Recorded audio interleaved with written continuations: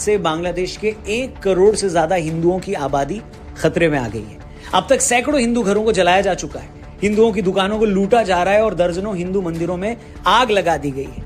देवी देवताओं की मूर्तियों को तोड़ दिया गया है। ऐसा लग रहा है कि बांग्लादेश की हिंदू आबादी और बांग्लादेश के जिहादियों के बीच गई और जिहादियों ने हिंदुओं पर धावा बोल दिया। बांग्लादेश के मशहूर हिंदू संगीतकार राहुल आनंदा के घर आग लगा दी गई। Twitter voices of Bangladeshi Hindus ने सिर्फ कल में ऐसी 50 घटनाओं की डिटेल दी है जहां हिंदुओं के घरों, दुकानों और मंदिरों पर हमले किए गए। एक घटना में तो हिंदू टीचर मृणाल कांति चैटर्जी की इस्लामिक जिहादियों ने हत्या कर दी। देश के सबसे बड़े अंग्रेजी अखबार टाइम्स ऑफ इंडिया की रिपोर्ट के मुताबिक बांग्लादेश के रंगपुर में आवामी लीग से जुड़े एक हिंदू काउंसलर हराधन राय और उनके भतीजे को जिहादियों की भीड़ ने मार डाला। फेनी में एक दुर्गा मंदिर पर हमला कर दिया गया। हिंदुओं के शमशान घाट की जमीन पर जबरदस्ती कब्जा कर लिया गया। पार्वतीपुर में काली माता के मंदिर समेत 5 मंदिरों में तोड़फोड़ की गई। सिताबगंज में हिंदुओं के घरों पर हमले किए गए। यहाँ हम जगह और लोगों के नाम लेकर एक एक घटना का जिक्र इसलिए करूं जो बांग्लादेश के अखबारों में भी रिपोर्ट हुई है। बांग्लादेश की हिंदू, बौद्ध और क्रिश्चियन काउंसिल के लीडर काजोल देवनाथ ने खुद ऐसी 200 से माइनॉरिटीज पर किए गए हमलों की पूरी लिस्ट छापी है। बांग्लादेशी ट्विटर हैंडल राजू दास ने अपने ट्विटर अकाउंट पर ऐसे 20 वीडियो शेयर कर रखे हैं जिसमें आप बांग्लादेश में हिंदुओं के घरों, दुकानों और मंदिरों पर हो रहे हमले देख सकते हैं। कितने ही वीडियोस में हिंदू परिवार घर के अंदर बंद हैं और बाहर इस्लामिक जिहादियों की भीड़ दरवाजा खटखटा रही है। घर के अंदर घबराए लोग मदद के लिए फोन कर रहे हैं। लोगों का रो रो कर इन वीडियोस में आप देख सकते हैं कि कैसे एक वीडियो में बोगरा डिस्ट्रिक्ट के एक इलाके में हिंदुओं के घरों पर हमला किया जा रहा है। एक दूसरे वीडियो में एक हिंदू लड़की रोते हुए बांग्ला भाषा में अपना दर्द बयां कर रही है। एक वीडियो चटगांव का है जहां जिहादियों की भीड़ ने शनि मंदिर में आग लगा दी है। ऐसे एक नहीं, कम से कम 20 वीडियोस इस वक्त अलग अलग सोशल मीडिया अकाउंट्स पर वायरल हैं। हिंदुओं पर हमले की खबरों से पूरा सोशल मीडिया, प्रिंट मीडिया और टीवी चैनल्स भरे हुए हैं कि अगर कुछ दिन पहले शुरू हुआ छात्र आंदोलन सच में रिजर्वेशन के खिलाफ था, अगर सच में लोगों का गुस्सा शेख हसीना, अब तो लगभग रिजर्वेशन भी खत्म हो चुका है, शेख हसीना भी देश छोड़कर जा चुकी हैं, तो फिर ये हिंदुओं पर, हिंदुओं के घरों पर, हिंदू मंदिरों पर हमला करके किस बात का गुस्सा निकाल रही है? लोगों की शक्ल में जमात और बांग्लादेश नेशनल पार्टी के जिहादी हैं जो बरसों से वहां की हिंदू कौम के खून के प्यासे थे। ये वो लोग हैं जो पूरी तरह से हिंदुओं को बांग्लादेश से भगाना चाहते हैं। ये वो लोग हैं जो हिंदुओं की दुकानों और मकानों पर कब्जा करना चाहते हैं। ये वो लोग हैं जिन्होंने सेक्युलर वैल्यूज पर बने बांग्लादेश को इस्लामिक स्टेट बनाने के लिए मुजीबुर रहमान की पीएम नहीं रही। पुलिस और आर्मी की तरफ से इनको भी फ्री हैंड मिल गया है, तो ये लोग फिर से हिंदुओं पर हमले करने लग गए। और बांग्लादेश पर हिंदुओं पर ये कोई पहला हमला नहीं है दोस्तों। 2000 की सरकार बनी थी तो उनके सपोर्टर्स ने सिस्टमैटिक तरीके से पूरे देश में हिंदुओं के खिलाफ हिंसा छेड़ दी थी। वो हिंसा उस वक्त पूरे 150 दिनों तक चली। इस हिंसा में हिंदुओं के खिलाफ 18,000 से ज्यादा क्राइम किए गए। 1,000 हिंदू औरतों के साथ गलत काम किया गया। हालत ये थी कि उस हिंसा के बाद एक साथ 5 लाख हिंदुओं को बांग्लादेश छोड़कर भारत आना पड़ा। 70 की बात करते हैं तो खुद को शाबाशी देना नहीं भूलते कि कैसे हमने उस वक्त पाकिस्तान को हराया और पूर्वी पाकिस्तान को बांग्लादेश बनने में मदद की। मगर हम इस बात को भूल जाते हैं कि 71 की लड़ाई से पहले पाकिस्तानी फौज के आदेश पर सबसे ज्यादा हत्या उस वक्त के पूर्वी पाकिस्तानी फौज ने उस वक्त 30 लाख लोगों की हत्याएं की, जिनमें मरने वालों में ज्यादातर हिंदू थे। अमेरिका के सांसद एडवर्ड कैनेडी ने 1971 में अमेरिकी संसद में एक रिपोर्ट पेश की थी। उस रिपोर्ट में उन्होंने बताया कि 71 से पहले पूर्वी पाकिस्तान में हुई हिंसा में मरने वाले लोगों में सबसे ज्यादा वहां के हिंदू थे। आजादी के आंदोलन को दबाने के लिए हिंदुओं की हत्याएं की गई, उनके दुकानों को जलाया गया, उनके घर लूटे गए। हिंदुओं के घरों की पहचान हो सके इसके लिए हिंदू घरों के बाहर बाकायदा H लिखा गया ताकि भीड़ उन घरों में आग लगा सके। एडवर्ड ने अपनी रिपोर्ट में बताया कि यह सब कुछ उस वक्त की पाकिस्तानी फौज के इशारे पर किया गया। हैरानी है कि आज हम जब 71 की बात करते हैं तो इस बात के लिए ताली पीटते हैं कि देखिए कैसे भारत की मदद से बांग्लादेश बन पाया, या हमने उस वक्त पाकिस्तान के 90,000 सैनिक बंदी बना लिए। बनने से पहले पाकिस्तानी फौजों ने पूर्वी पाकिस्तान में लाखों हिंदुओं को मार डाला था। जानते हैं हिंदुओं पर हो रही इस खुलेआम हिंसा के बीच सबसे ज्यादा शर्म की बात क्या है? इस सब के बीच सबसे ज्यादा शर्म की बात यह है कि बजाय हिंदुओं की इस दुर्दशा पर चिंता करने की, उनके साथ खड़े होने के, उस पर आंसू बहाने के, भारत में एक बहुत बड़ा सेक्शन इस बात से खुश है कि चलो बांग्लादेश से शेख हसीना चली गई। वो लोग शेख हसीना के जाने से इसलिए खुश है क्योंकि वो भारत की करीबी थी। वो लोग शेख हसीना के जाने से इसलिए भी का साथ दिया। इन लोगों को शेख हसीना की हार में मोदी की हार दिख रही है। इसलिए ये लोग खुश हैं। मगर ये जाहिल ये नहीं समझ पा रहे और ये बिल्कुल नहीं देख पा रहे कि अब वहां के हिंदुओं का क्या होगा। क्या तुम लोगों के लिए एक आदमी से अपनी पॉलिटिकल नफरत ज्यादा मायने रखती है या बांग्लादेश के 1 करोड़ 30 लाख हिंदुओं की सेफ्टी? बताओ।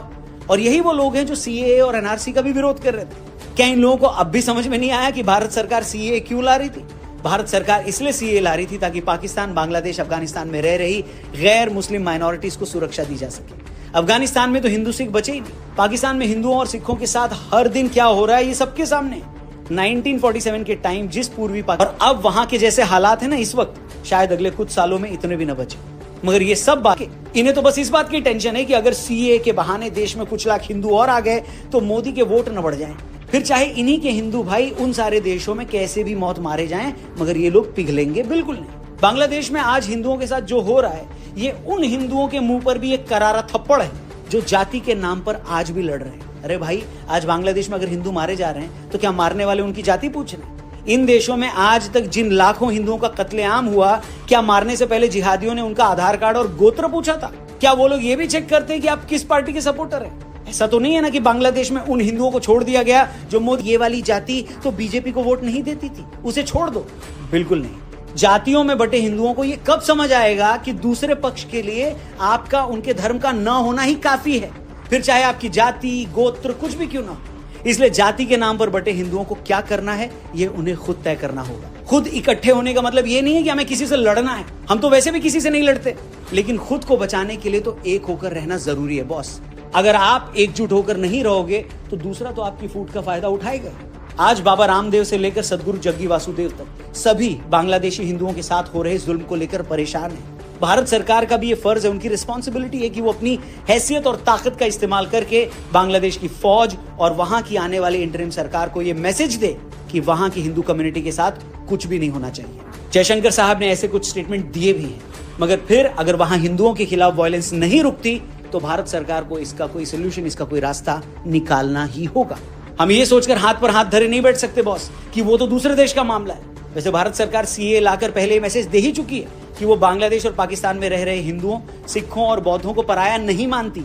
मैंने इन 3 धर्मों का जिक्र इसलिए किया क्योंकि यही लोग वहां ऑप्रेस्ड हैं। लेकिन टाइम आ गया है कि भारत इन देशों में रहने वाले हिंदुओं और बाकी माइनॉरिटीज की सेफ्टी के लिए बयानबाजी के आगे जाकर कुछ तगड़ा कदम तो उठाए, क्योंकि कोई भी गैरतमंद इंसान ये बर्दाश्त नहीं कर सकता कि उसके भाई बहन किसी और मुल्क में जिहादियों के हाथों यूं मारे जाएं।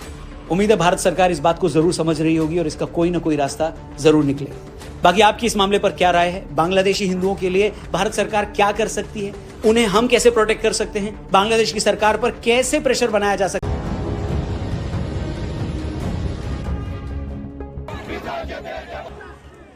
बांग्लादेश हिंसा की आग में जल रहा है। सड़कों पर हिंसक आंदोलन जारी है। उपद्रवी जमकर कोहराम मचाए हुए हैं। राजनीतिक आंदोलन उग्र होते होते धार्मिक नफरत में बदल चुका है। बांग्लादेश में अल्पसंख्यक हिंदुओं को निशाना बनाया जा रहा है। उनके मकान और दुकानें जलाई जा रही हैं। आलम यह है कि हिंदू समुदाय के लोग जहां तहां जान बचाकर भागने को मजबूर हो रहे हैं। नफरत की इस आग में कुछ ऐसे भी हैं जो उसे सुलगाए रखने के लिए उसमें दूर से ही घी डालने का काम कर रहे हैं। इस्लामी स्कॉलर के तौर पर चर्चित अबू नज्म फर्नांडो बिन अल इस्कंदर ने बांग्लादेश से हिंदुओं के पूरी तरह से खात्मे की अपील की है। उसने ट्विटर में इस्लामी न्याय शास्त्र का हवाला देते हुए कहा कि हिंदुओं के पास केवल 2 विकल्प हैं, जिसमें पहला विकल्प उसने मौत को बताया है। खुद को इस्लामिक स्कॉलर कहने वाले अल इस्कंदर ने अपने सोशल प्लेटफॉर्म हैंडल पर एक पोस्ट डालते हुए कहा कि मुझे ये जानकर बहुत राहत हुई है कि अहले सुन्ना इस्लामी न्याय शास्त्र की 4 में से 3 विचारधाराएं कहती हैं कि हिंदुओं के पास केवल 2 विकल्प होने चाहिए, पहली तलवार और दूसरा इस्लाम को अपना लें। हालांकि उस अंध कट्टर पंथ ने यह नहीं बताया कि इस्लाम की किस किताब में हिंदू शब्द का जिक्र किया गया है। लोगों को भड़काने और हिंदुओं के प्रति नफरत फैलाने के मकसद से कट्टरपंथी मौलाना ने जहर उगलते हुए लिखा कि हिंदुओं को इस बात के लिए शुक्रगुजार होना चाहिए कि अभी उनका सामना हनफी से हो रहा है, न कि मलकी, शैफी, हनबली से। ये सभी सुन्नी मुसलमानों में मुस्लिम कानून की 4 प्रमुख विचारधाराएं हैं। उसने सऊदी अरब और कतर में प्रमुख सुन्नी स्कूल हनबली के इस्लामी कानून का हवाला दिया, जिसमें कहा गया है कि मुसलमानों से खुद को अलग दिखाने के लिए उसने सिर के सामने के हिस्से के बालों को मुंडवाना चाहिए। इस तरह की जाहिलाना बातें करके उसने कहीं न कहीं ये जताने की कोशिश की है कि हिंदू मुसलमानों से कमतर हैं। इस जाहिल मौलाना ने अपनी एक और सूरत दिखाई और कहा कि उसे उन हिंदुओं से कोई परेशानी नहीं है जो मुस्लिम देशों में रहते हुए उनके नीचे रहना स्वीकार करते हैं। आपको बता दें कि बांग्लादेश में हिंदू समुदाय को शेख हसीना का समर्थक माना जाता है। ऐसे में जब शेख हसीना का तख्ता पलट हुआ तो उनके समर्थक माने जाने वाले हिंदू भी हसीना के विरोधियों के निशाने पर आ गए। शेख हसीना के पीएम पद से इस्तीफे और देश छोड़ने के बाद से ही हिंदुओं पर अत्याचार शुरू हो गए हैं। बांग्लादेश की मीडिया में देश भर से हिंदू समुदाय के घरों और उनके मंदिरों पर हमले की रिपोर्ट की जा रही है। इन खबरों के बाद से दुनिया भर के कई कट्टरपंथी मुसलमानों ने खुशी जाहिर की है। कुछ तो बांग्लादेश में हिंदुओं के नरसंहार की उम्मीद भी करने लगे हैं। इस खबर में फिलहाल इतना ही। बाकी अपडेट्स के लिए आप बने रहें एनबीटी ऑनलाइन के साथ।